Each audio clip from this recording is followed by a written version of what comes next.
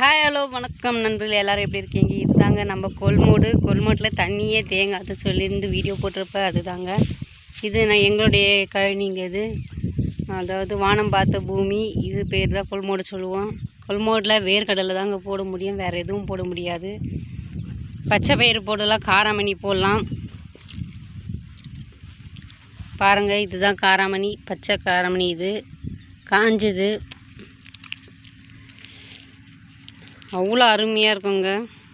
இதை பாருங்கள், இது காஞ்சது, விதை இருக்குது. சுண்டல் செஞ்சு சாப்பிட்லாம், குழம்புக்கு நம்ம யூஸ் பண்ணிக்கலாம். பண்ணைக்கீரை கேள்விப்பட்டிருக்கீங்களா? இதுதாங்க பண்ணைக்கீரை செடி. எப்படி இருக்குது பாருங்கள். கீரை வச்சா குழம்பு கடைஞ்சி அவ்வளோ அருமையாக இருக்கும்.